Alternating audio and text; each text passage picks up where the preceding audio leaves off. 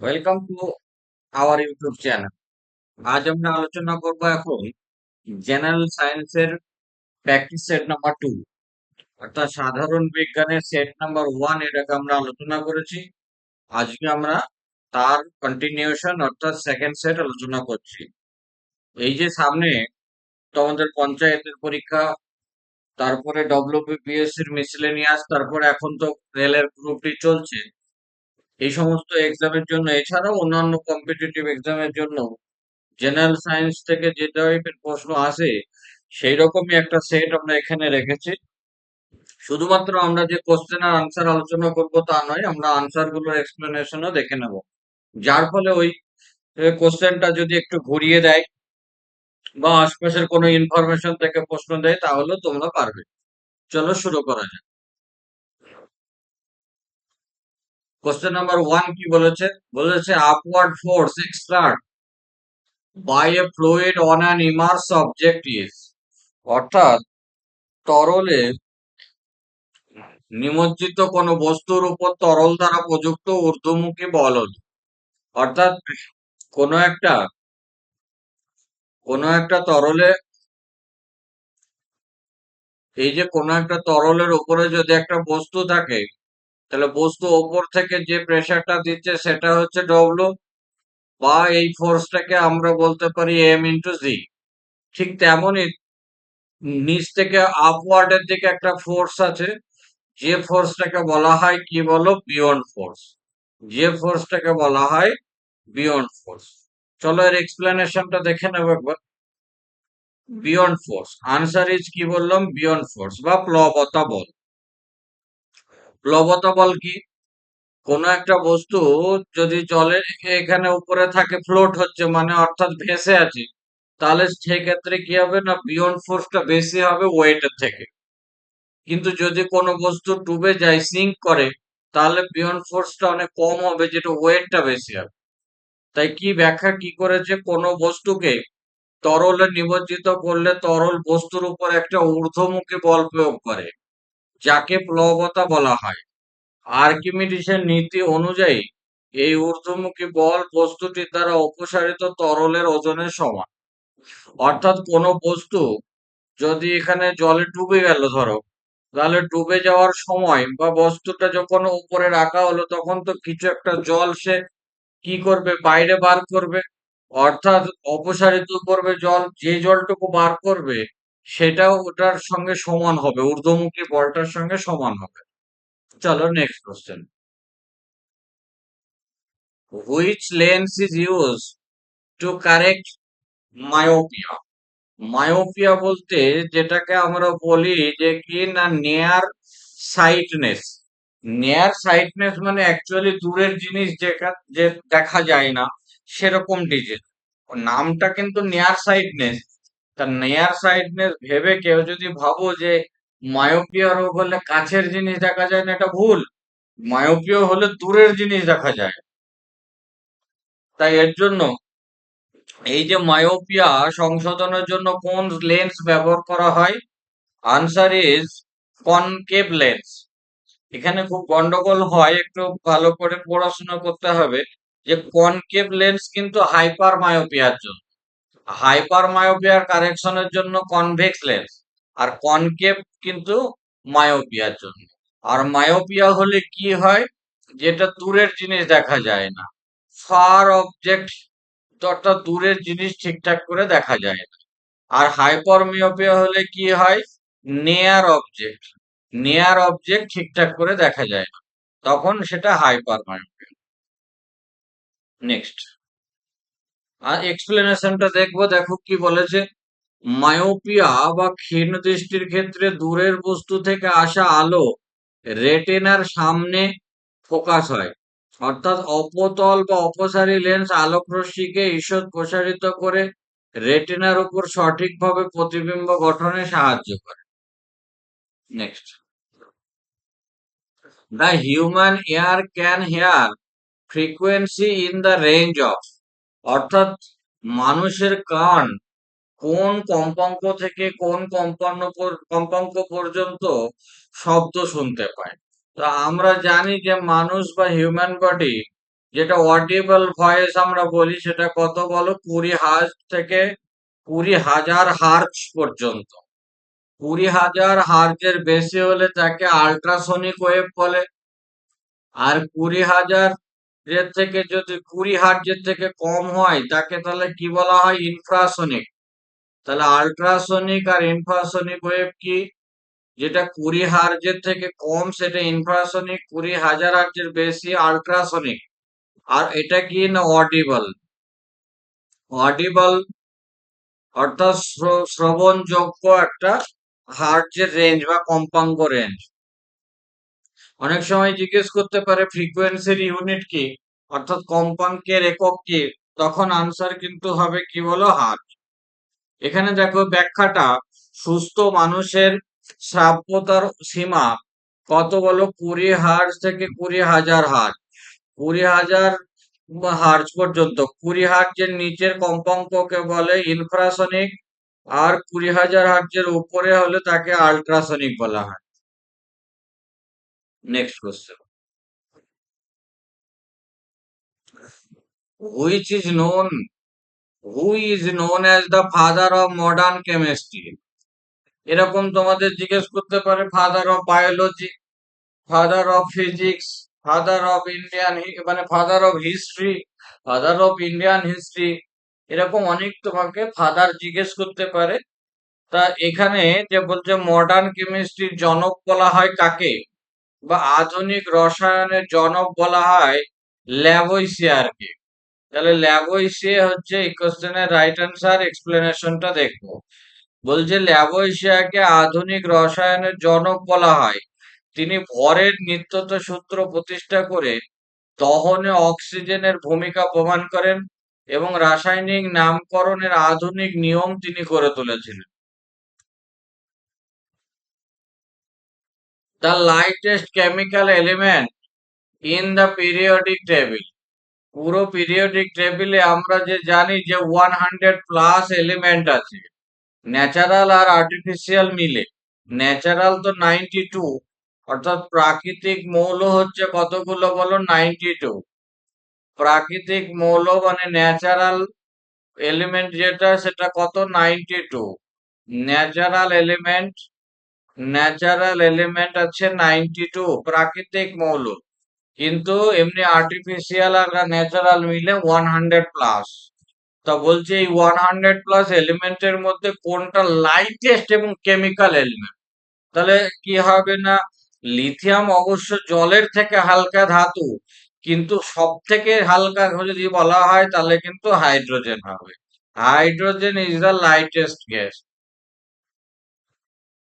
তাহলে তোমাদের জিজ্ঞেস করতে পারে যে বেলুনে, মানে গ্যাসবাহী বেলুন বা আকাশবাহী বেলুনে হাইড্রোজেন না ব্যবহার করে লিথিয়াম কেন ব্যবহার করা হয়, বা হিলিয়াম কেন হিলিয়াম ব্যবহার করা হয়, লিথিয়াম নয়।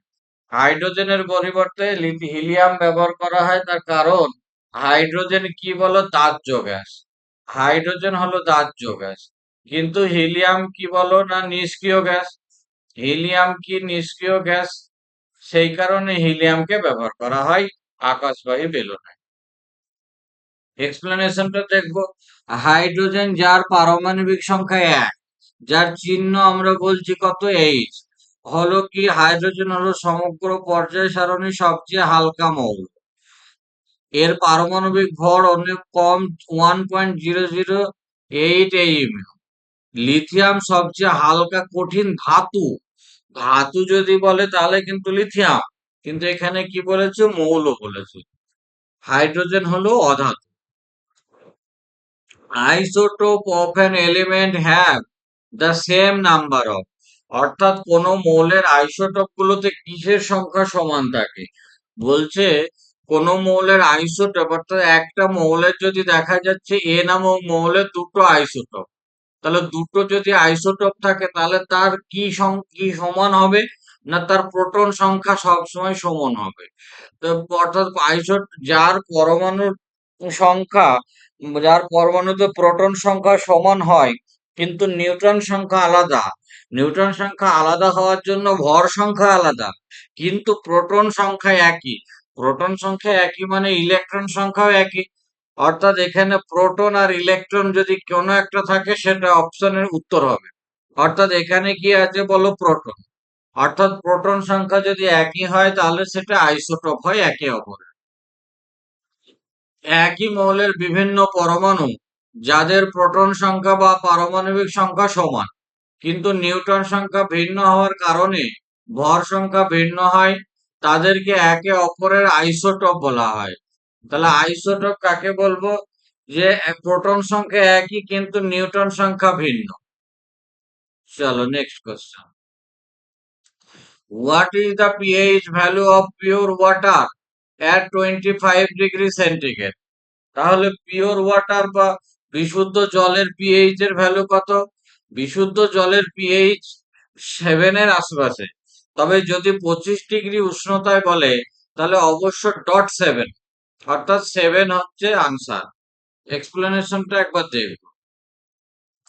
বলছে 25 ডিগ্রি তাপমাত্রায় বিশুদ্ধ জলের বা বিশুদ্ধ জল কি বলো, নিউট্রাল বা প্রশম প্রকৃতির হয়, তাই এর পিএইচ এর মান কত? 7। আমরা জানি কি বলো, পিএইচ স্কেলে এই 0 থেকে শুরু করে কত অবধি বলো, 14 অবধি থাকে রেঞ্জ। তাহলে 1 থেকে মানে 0 থেকে 14 অবধি যদি থাকে, এই 7 পর্যন্ত কি বলো, অ্যাসিড। যাদের মোটামুটি এই 0 থেকে 7 পর্যন্ত তাদের হচ্ছে আমরা অ্যাসিড বলি। যাদের 7 থেকে 14 অবধি তাদেরকে আমরা বেস বলি। আর যাদের একদম .7 তাকে আমরা কি বলি, নিউট্রাল বলা হয়। এখানে নিউট্রালের এক্সাম্পল কি বলো, ওয়াটার বা জল। অর্থাৎ আমরা জানি যে এই অবস্থায় হাইড্রোজেনের আয়ন H+ আর হাইড্রোক্সাইড আয়ন OH- এর ঘনত্ব সমান থাকে। পিএইচ 7 কম হলে অ্যাসিড, 7 বেশি হলে সেটা ক্ষারীয় প্রকৃতির হয়। Next question number 8। Which metal is liquid? আচ্ছা, মেটাল হতে হবে আবার তাকে লিকুইড হতে হবে কখন? না রুম টেম্পারেচারে। এমনি রুম টেম্পারেচার বা সাধারণ তাপমাত্রায় ধাতু অথচ তরল, সেরকম একটাই এক্সাম্পল আছে, সেটা হচ্ছে কি বলো, মার্কারি। তাহলে মার্কারি কিন্তু ধাতু হলেও কিন্তু তরল ধাতু। তাহলে আনসার ইজ কি বলো, পারদ বা মার্কারি। ব্যাখ্যা কি? পারদ বা মার্কারি যার সিম্বল হচ্ছে Hg হলো একমাত্র ধাতু যে সাধারণ ঘরের তাপমাত্রায় তরল অবস্থায় থাকে। ব্রোমিন একটা তরল কিন্তু সেটা অধাতু। এখন কোশ্চেনে যেহেতু ধাতু বা মেটাল বলেছে তাহলে আমরা ব্রোমিনকে আনসার নিতে পারবো না। মেটাল বললে আমাদের সবসময় কি হবে বলে, Hg বা মার্কারি। এবার যদি নন মেটাল বলতো, তাহলে আমরা ব্রোমিন বলতে পারতাম। তাহলে সেক্ষেত্রে আমরা ব্রোমিন আনসার নিতে পারবো। Next question. Question number 9। Universal blood group is, অর্থাৎ ইউনিভার্সাল ব্লাড ডোনার বলতে সার্বজনীন দাতা। সার্বজনীন দাতা কোন গ্রুপটাকে বলা হয়?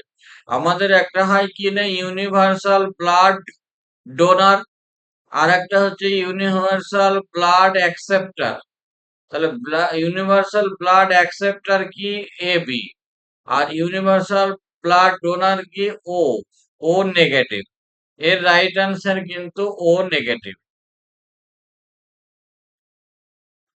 ব্যাখ্যাটা আমরা একবার দেখে নেব। ও নেগেটিভ রক্তের লোহিত রক্ত কণিকায় AB বা RH কোনো অ্যান্টিজেন থাকে না, তাই এই রক্ত যে কোনো গ্রুপের গ্রহীতাকে দেওয়া যায়। এটি একটি সার্বজনীন দাতা। AB পজিটিভ হলো কি আবার সার্বজনীন গ্রহীতা। তাহলে ও নেগেটিভ হচ্ছে ইউনিভার্সাল ডোনার, কিন্তু AB নেগেটিভ নয়, AB হচ্ছে পজিটিভ হলো ইউনিভার্সাল অ্যাকসেপ্টার। চলো next question. Red colour of human blood is due to, মানব দেহে যে রক্ত বা মানুষের রক্তের রং লাল হওয়ার কারণ কি? এটা আমরা সকলেই জানি যে হিমোগ্লোবিন আমাদের কি করে না, লাল রঙের জন্য দায়ী। তাহলে রেড কালার কিসের জন্য হয় বলো, হিমোগ্লোবিন। এক্সপ্লেনেশনটা আমরা একবার দেখব। বলছে লোহিত রক্তকণিকায় উপস্থিত হিমোগ্লোবিন। তাহলে হিমোগ্লোবিন কোথায় থাকে? লোহিত রক্তকণিকায়। মানে যেটাকে আমরা বলছি আরবিসি, রেড ব্লাড কর্পাসেল, সেখানে কি থাকে না হিমোগ্লোবিন। এটি মানে একটা লোহা সমৃদ্ধ প্রোটিন বা শ্বাসরঞ্জক। এটি অক্সিজেনের সাথে যুক্ত হয়ে অক্সি হিমোগ্লোবিন গঠন করে, যা রক্তকে লাল রং প্রদান করে। তাহলে রক্তকে রং লাল, রক্তের রংকে লাল কে দেয় না? Haemoglobin, HB haemoglobin. Largest gland in the human body. আচ্ছা, গ্ল্যান্ড কিন্তু আমাদের দু প্রকারের হয়, তাই না? গ্ল্যান্ড হচ্ছে দু প্রকার, একটা হচ্ছে এন্ডোক্রাইন আর একটা হচ্ছে এক্সোক্রাইন। তাহলে আমরা যদি দেখি, একটা হচ্ছে কি বলো এক্সোক্রাইন, আর একটা হচ্ছে এন্ডোক্রাইন। তাহলে হচ্ছে অন্তঃক্ষরা আর বহিঃক্ষরা গ্রন্থি। এখানে কিন্তু শুধুমাত্র গ্ল্যান্ড বলেছে, বলেনি অন্তঃক্ষরা গ্রন্থি বা বহিঃক্ষরা গ্রন্থি। যদি এন্ডোক্রাইন গ্ল্যান্ড বলতো, তাহলে আনসার হতো কি বলো? থাইরয়েড। তাহলে এন্ডোক্রাইন গ্ল্যান্ড যদি বলতো তাহলে থাইরয়েড। কিন্তু এখানে অনলি গ্ল্যান্ড বলেছে। গ্ল্যান্ড কিন্তু মানব দেহের সব থেকে বড় হচ্ছে লিভার বা যকৃৎ, যেটা অবশ্যই কিন্তু এক্সোক্রাইন গ্ল্যান্ড, অবশ্যই কিন্তু exocrine gland, exocrine. Next question. আচ্ছা, একবার এক্সপ্লেনেশনটা দেখো। যকৃৎ, যকৃৎ হলো মানবদের সর্ববৃহৎ অভ্যন্তরীণ অঙ্গ, সর্ববৃহৎ গ্রন্থি। এটা পিত্তরস তৈরি করে, হজমে সাহায্য করে। আচ্ছা, পিত্তরস বলতে বাইল জুস, যেটাকে আমরা বলছি কি বলো? Bile juice. বাইল জুস কে প্রোডাকশন করে বা কে প্রডিউস করে, সেটা কিন্তু পরীক্ষায় আসে। এবং ক্ষতিকর বিষাক্ত পদার্থ দূর করতে গুরুত্বপূর্ণ ভূমিকা কে পালন করে বলো? Liver. Next question number 12। Smallest বোন ইন হিউম্যান বডি। তোমরা জানো যে স্মলেস্ট বোন যদি বলে তাহলে আনসার হবে কিন্তু কানে আছে যেটা স্টেপিস। আর লার্জেস্ট বোন যদি বলতো তাহলে ফিমার হতো। যদি এটা লার্জেস্ট বলেন, এখানে স্মলেস্ট বলেছে, যদি লার্জেস্ট বলতো তাহলে কি হতো? ফেমার হতো। চলো নেক্সট কোশ্চেন। এটার এক্সপ্লেনেশন একবার দেখে নেবো। স্টেপিসিনিয়া, কানের মধ্য কর্ণে অবস্থিত স্টেপিস হলো মানবদেহের ক্ষুদ্রতম আর সবচেয়ে হালকা হাড়, যার দৈর্ঘ্য হচ্ছে প্রায় 3 mm। উরুতে অবস্থিত ফিমার হলো দীর্ঘতম আর শক্তিশালী হাড়।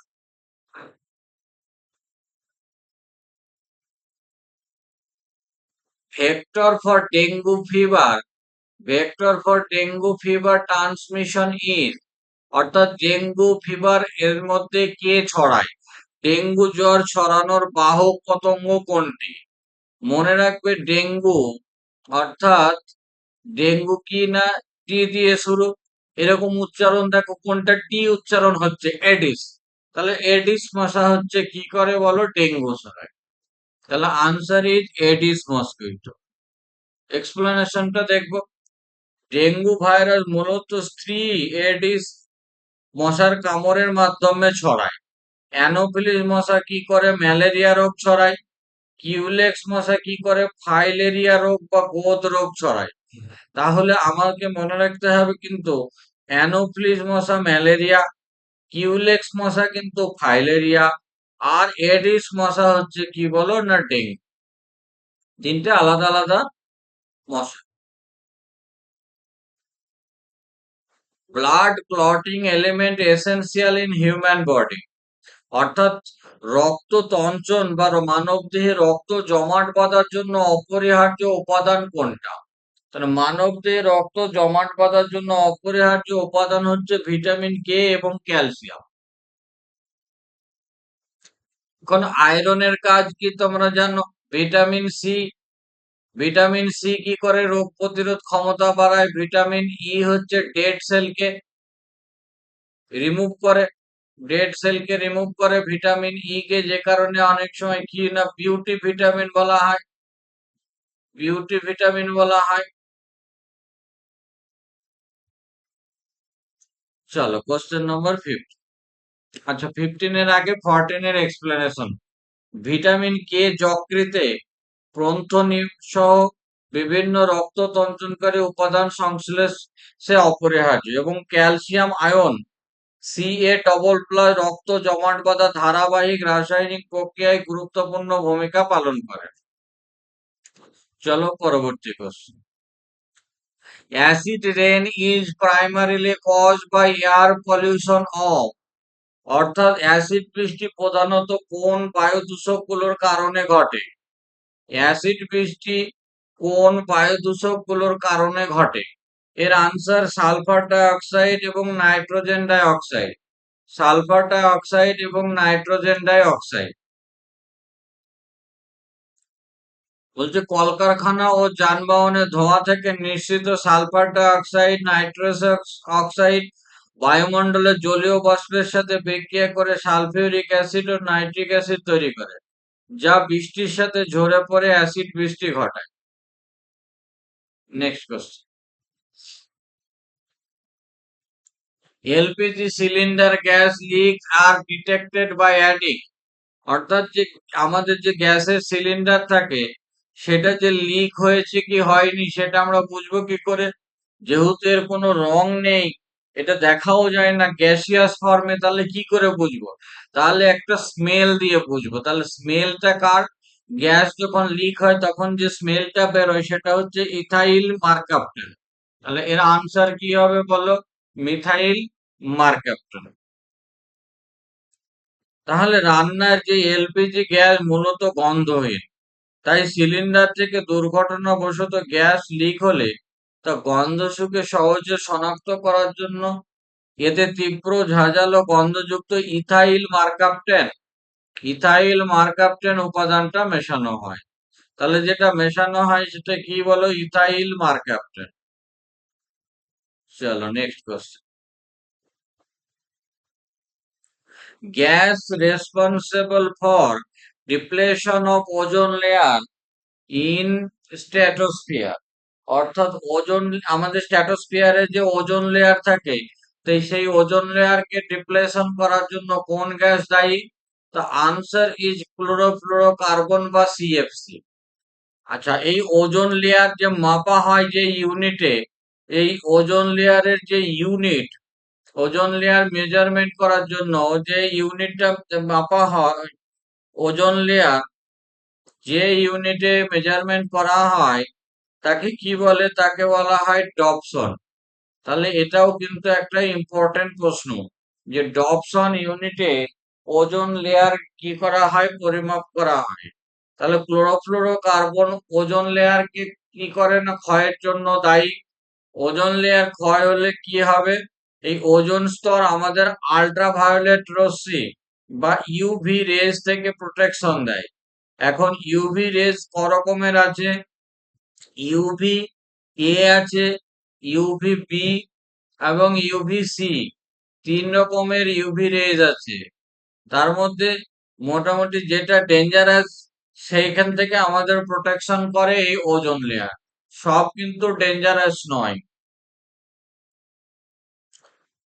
একবার আনসারটা দেখে নেব, এক্সপ্লেনেশন বা ব্যাখ্যা।